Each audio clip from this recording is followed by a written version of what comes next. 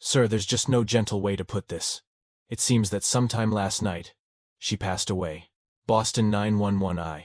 I need EMS. The voice on the line was desperate. Tell me exactly what happened.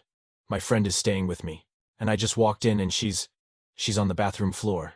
There's so much blood. It's all over her face, and on the back of her head. The caller's name was Caitlin Cash. Her friend was Mariah Mo Wilson. She was a rising star in the world of professional cycling in Austin for a weekend race she would never get to start. When detectives arrived, the initial theory was a burglary gone tragically wrong. But the scene itself began to tell a different story. As the first patrol officers and emergency medical services entered, it was immediately clear that the victim was deceased. She was pronounced dead right there on the scene. The evidence was unsettling. A bicycle discarded in an alley like a stage prop. Shell casings that seemed carefully placed as if by someone who never thought they'd be found. And then, there was the timeline, which kept pointing back to a single name, Colin Strickland, Mo's friend, her training partner, and her ex. Security cameras captured a dark SUV gliding silently through the neighborhood. A nearby doorbell microphone recorded the final seconds, before everything went quiet, and phone pings began to sketch the outline of a shadow, one that followed Mo and Colin all the way from their swim, to a bar, and finally to a quiet house on Maple Avenue, where it simply vanished. The date was May 11, 2022. The Austin air was hot and still. Following a training swim, Mo Wilson and Colin Strickland made a stop at a local spot called Pool Burger, what seemed like a perfectly normal end to their day. As sunset approached, Colin dropped Mo off at the Maple Avenue residence where she was staying with a friend. The porch light was on and the street was calm. Inside, Mo began to settle in for the evening, likely taking a quick shower and preparing for the upcoming race weekend. Meanwhile, down a back alley, a dark SUV was seen rolling past. Its movement was slow and steady, suggesting the driver was familiar with the area. A phone that had been active all day suddenly went silent. A door opened, followed by the sound of quick footsteps. There was a short, sharp moment of activity, and then the house fell still. Colin's phone data indicates that by this point he was already driving away from the location. The scene that greeted first responders was not one of chaos. The residence did not appear to be ransacked. There was no forced entry, no significant disarray. However, one item was conspicuously missing: Mo's expensive custom race bike. Minutes later, officers located it, discarded in some nearby brush. This discovery suggested the theft was not the primary motive. Instead, it was staged to look like one. The perpetrator had a plan, operated within a very narrow window of time, and left behind a carefully constructed narrative. 911, what's your emergency? I need help, ma'am, please. Okay, tell me exactly what's happening. My friend. She's staying with me and I just walked in the door. She's lying on the bathroom floor. I don't understand what happened. I can't tell what happened to her. Ma'am, is she awake? No, she's not awake. There's blood everywhere, on her face and the back of her head. Can you tell if she's breathing? No. I don't think she's breathing. Okay, listen to me. I'm going to tell you how to start chest compressions. I need you to count out loud so I can count along with you. 1, 2, 3, 4, 5, 6. That's it. 7, 8, 9, 10. Keep going, you're doing great. Help is on the way, they're coming as fast as they possibly can. Just keep going. A police officer should be there any second. That's okay, just don't leave her side and don't stop compressing. 15. Oh, I hear them, okay. That's good, just keep going. Don't leave her side, they'll come right to you. Just keep going. Okay. Please do I stop now, I still don't know what happened. I had just walked in and found her at the very same moment the first patrol officers and emergency medical teams were arriving. They realized almost immediately that the victim had passed, and they pronounced her deceased right there on the scene. It was 10 p.m. Officers arrive on the scene at 1708 Maple Avenue, where Caitlin Cash is outside, distraught, recounting what she discovered. A detective notes, "There's a shell casing right here next to my right knee. And there's another one right here." In total, 3 casings lay on the floor. The damage was severe, with wounds to the head. Yet a chilling fact remained: nobody in the vicinity had reported hearing any shots. They had no way of knowing how long she'd been there. The initial questions began. "Does your friend have a boyfriend?" The answer was no. "She doesn't live here," Caitlin explained. "What's her name?" an officer asked. "Her name is Mariah. Mariah is her middle name. Her first name is Anna." When asked if she was from San Francisco, Caitlin clarified, "Well, she's originally from Vermont, but she has been living in San Francisco. And she came here to visit you," the officer confirmed. Yes, Caitlin said she's in town for a bike race this weekend. Do you know if she was meeting with anyone? Any friends? Caitlin paused, then offered a name. I know she was with her friend Colin. Colin, the officer repeated. Yes, Colin Strickland. I had left earlier to go have dinner with my own friends. And then I came back. This is my house. The officer clarified. This is your house. Yes, this is my house. She was staying with me. The questions grew more specific. Did you see a weapon of any kind when you were in there? When was the last time you actually saw her? Caitlin recalled seeing her around 5:30 just before she left for dinner. So you left at 5:30. What time did you get back? Just 2 minutes before I called 911. Inside, the victim, Mariah Mo Wilson, was on the floor. Blood had pooled around her head and torso. The paramedics' assessment was immediate. 3 gunshot wounds, 2 to the head. The third had passed straight through her chest, leaving a mark on the floor beneath. Cerebral spinal fluid was visible on the tile. The trauma to her skull suggested her death had been instantaneous. As investigators processed the scene, they noted there was no sign of forced entry. Nothing was ransacked, and nothing of value was taken except, curiously, her bicycle. This wasn't a robbery. This felt personal. Officers recovered 3 9mm shell casings near her body. One was by a detective's knee, another was near the doorway. The bathroom was narrow, which meant the shooter must have been standing extremely close, positioned in the threshold, blocking any possible escape. By 10:15 that evening, the focus of the investigation shifted outside. Officers began to canvass the dark alley behind Maple Avenue. So where is the bike? They asked Caitlin. Where would she normally have kept it? It would have been right inside the door, she insisted. A check of 1708 confirmed her story. There was no bike. Her insistence was clear. The bike should have been right by the door. But it was gone. Then a call from down the alley. Over here. I think I might have something. This could be the bike. They had located Mo's $14,000 professional racing bike, which had been tossed into the bushes but was otherwise completely undamaged. No thief would discard an item of that value. It felt like a diversion, a red herring designed to misdirect and buy time. Detectives immediately began to pull footage from every camera they could find. Within a 3-block radius, a pattern began to take shape. A black Jeep Grand Cherokee with a bike rack had been circling the area for over an hour. It was seen driving around just before Mo arrived home. The license plate was conveniently obscured by the rack, but the vehicle's profile was distinct. At 8:36 p.m., the Jeep is spotted on camera near Maple Avenue, a timestamp that aligns perfectly with a text Colin Strickland sent to Caitlin, telling her he was leaving Mo's place. Then came the doorbell's audio recording. 3 distinct pops, a scream cut brutally short, and then silence. The timestamp locked the moment of death at 8:36 p.m. Mere minutes later, the same Jeep was captured on camera, leaving the area heading south. May 12, 2022. 9 in the morning. Detectives arrived at Colin's door to deliver the grim news. He was in his garage when they told him Mo was gone. The color drained from his face. Colin, is that your first name? Yes. Do you know an Anna? Mo, he stammered. And then, Mo, yeah, everybody calls her Mo, he explained. Her last name is Wilson she's yes, a rider. A gravel rider, yes. Yes, I do. The detective's voice was heavy. There's really no easy way to say this, sir. It appears that last night she passed away. How did she? The response was cautious. Right now it's an open investigation, but it is being investigated as a homicide. Okay, he began. We went to, Deep Eddy yesterday afternoon and then to Pool Burger, and I dropped her off at her, the apartment she's been staying at. Yeah. Colin's shock appeared entirely genuine, but parked in his driveway was a detail that couldn't be overlooked. A black Jeep Grand Cherokee with a bike rack. It was the same model, the same profile as the one on the security camera. And it didn't belong to him. It was registered to Caitlin Armstrong. She was his on-again, off-again girlfriend. The lead detective stated, I didn't have any solid proof to indicate that Colin was the person responsible for this. So I told Colin that I wanted his help in investigating this crime. I explained that I wanted to find out who was responsible. I'd be asking him more about Mariah, more about their outing. Colin explained, I had been in contact with Mo earlier in the day. We were thinking of coordinating a ride, right? She sent me a photo of her on the bike. Is that Mo? The detective asked. Yeah. That's Mo. He then proceeded to show them different text messages, which laid out the plans they were making. Colin walked the detectives through his day, a swim at Deep Eddy Pool, dinner at Pool Burger around 7:45 p.m., dropping Mo off at 8:30 p.m., and then a text to Caitlin at 8:36 p.m. His phone's GPS data confirmed he was driving away from Maple Avenue when Mo's life was taken. He was in the clear. But then Colin admitted something.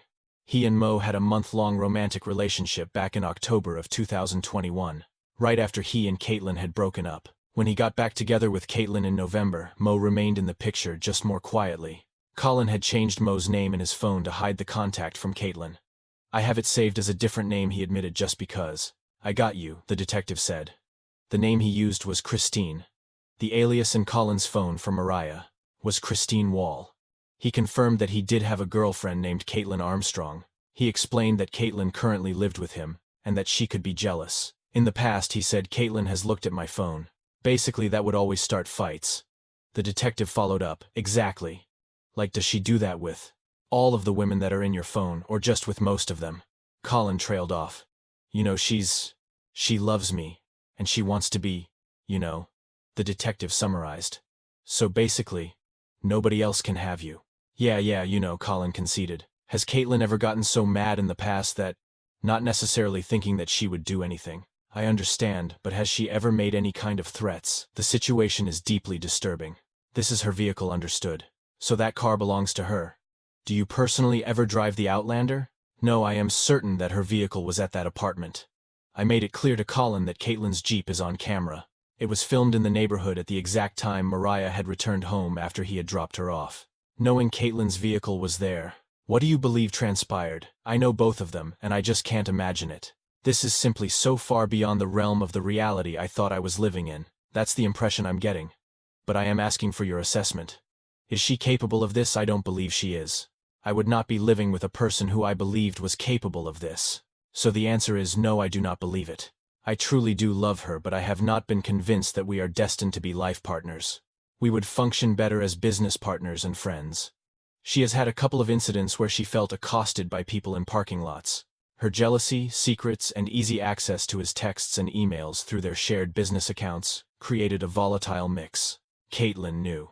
Detectives ran Caitlin's name and discovered an outstanding warrant for an unpaid cosmetic procedure bill theft of service. It was a minor charge, but it was enough to bring her in. On May 12, 2022, at 4 in the afternoon, officers arrested Caitlin at her home. The arrest was made in front of her neighbors. "It sounds like you may have some information, that you may have witnessed something. So I just wanted to speak with you about a few things. Are you aware of what this pertains to?" "I have no idea." The detective explained the warrant, then pivoted. "Did you hear what happened in the last 24 hours? One of the women in the cycling community passed away." Colin brought your name up. "Can you provide any information regarding what you are talking about? In relation to the warrant, or in relation to everything else?" "In relation to the warrant, yes. I don't know too much. I suppose it's just a theft of service. That's usually for something like not paying for a service, something fairly minor." "Can you specify what the theft of service was, for I can look into it?" "I'm not sure of the specifics at this point, but because you are here and you are under arrest, for that particular charge we are required to read you your Miranda rights. I also want to talk to you about some other things that are unrelated to that. A situation has developed. Did you hear about what has happened? Over the past 24 hours, Colin came home and said one of the women in the cycling community had passed away." "Yes, that's right. It sounds as if he went out with this young woman the other day. And according to what he is saying, you were a little upset about that." "That is not accurate, no. And that is why I wanted to talk to you, because he's going to have his side of things, and so we want to make sure we get both sides of the story and get this cleared up. So what were you doing yesterday?" "I would like to leave." At that point the detective played his hand. "Your vehicle was seen next to her house." "Okay, that is completely your choice, and the door is open. You are welcome to leave. But again, that limits us to a point where we only have one side of this story, and your vehicle was seen right next to her house. I would like to leave if I'm free to leave." "Okay, but is there any explanation as to why the vehicle would have been over there?" "I would like to leave if I'm free to leave."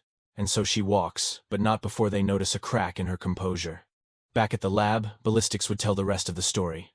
The 3 9mm shell casings recovered from the scene matched the class of firearm Colin had bought for Caitlin in December of 2021. We were able to locate 2 handguns. Those handguns were then tested against the fired cartridge cases that I found on the scene near the victim. One of the handguns came back as a positive match.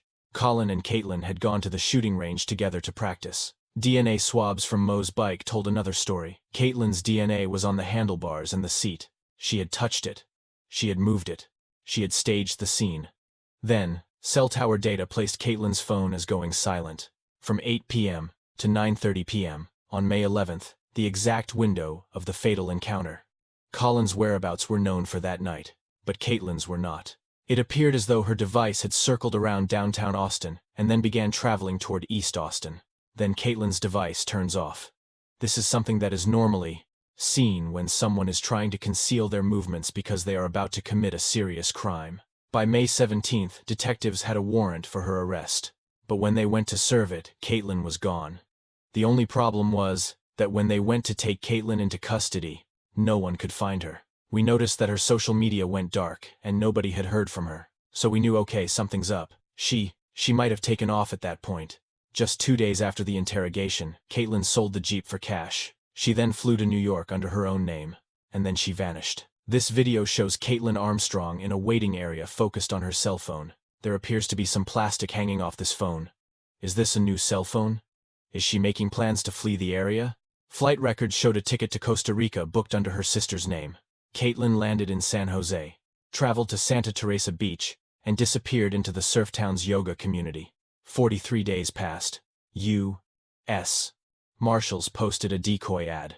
A hostel seeking a yoga instructor. Cash flexible hours, Caitlin responded. She replied to the ad, but the people waiting for her were law enforcement. Caitlin Armstrong was captured on June 29th by foreign officials in the Republic of Costa Rica, where she was detained on an immigration violation and deported back to the United States. She had undergone plastic surgery, a nose job, a brow lift, lip fillers, her hair dyed dark. It cost $6,000, but the eyes were the same. Cuffs, deportation, Texas. On October 11, 2023, while awaiting trial, Caitlin was being transported to a medical appointment. She bolted from a bathroom window and sprinted down the street. She made it 10 minutes before officers tackled her on the pavement. November 2023, the trial lasted 2 weeks. Prosecutors presented CCTV footage of the Jeep circling Maple Avenue and the Ring doorbell audio that captured the end. The last thing Mo did on this earth was scream in terror. Those screams were followed by the sounds that silenced her forever. Then came 2 distinct sounds, followed by 4 or 5 seconds of harrowing silence. The prosecution argued that Caitlin Armstrong stood over Mo Wilson, and to ensure the deed was done, delivered another projectile directly to her heart. The case hinged on Colin's testimony about their clandestine relationship, DNA on Mo's bicycle, and ballistics that connected the weapon to Caitlin. 3 shell casings were found at the scene. Tests on Caitlin's firearm would confirm that those shell casings were a perfect match, having been expelled from that very weapon. The state also presented 4 video clips from a camera that captured Caitlin Armstrong's vehicle, circling the residence for approximately an hour before the tragic event. When they swabbed Mo Wilson's bicycle for DNA, they found a very strong likelihood that the genetic material on the seat belonged to the defendant. But the defense argued there were no direct witnesses. They posited that Colin could have been responsible, and that Caitlin ran purely out of fear. Was Caitlin really in the black Jeep? Who else had access to that vehicle? Who could have used the key fob for the black Jeep? Colin's testimony placed Caitlin Armstrong as exiting that very vehicle. The defense found it curious that the one detail he recalled with greater clarity over time was the single fact that diverted all attention from him, and instead pointed the finger squarely at Caitlin Armstrong. Did even one witness see Caitlin Armstrong allegedly carry out this act? Not a single one. Because no such person exists. The jury did not hear of any direct evidence implicating Caitlin Armstrong in this crime because there isn't any. On November 16, 2023, the jury deliberated for a mere 2 hours. The verdict: guilty of first-degree murder. The sentence: 90 years. The judge's voice echoed, "The defendant will please rise." The state of Texas versus Caitlin Armstrong. The foreman read, "Verdict of the jury: we, the jury, find the defendant Caitlin Armstrong guilty of the offense of murder as alleged in the indictment." Mo Wilson was just 25. She was celebrated as one of the top gravel cyclists in the entire world. Her planned race weekend became a solemn memorial ride. Caitlin Cash lives forever with the guilt of not arriving home sooner that night. Colin Strickland, for his part, must live with the crushing weight of what his secrets ultimately cost. And as for Caitlin Armstrong, she will be eligible for parole in 45 years. In the end, the cameras captured the undeniable truth. The data filled in every remaining gap. And a woman who thought she could manipulate the narrative learned the hard way that digital timelines do not lie.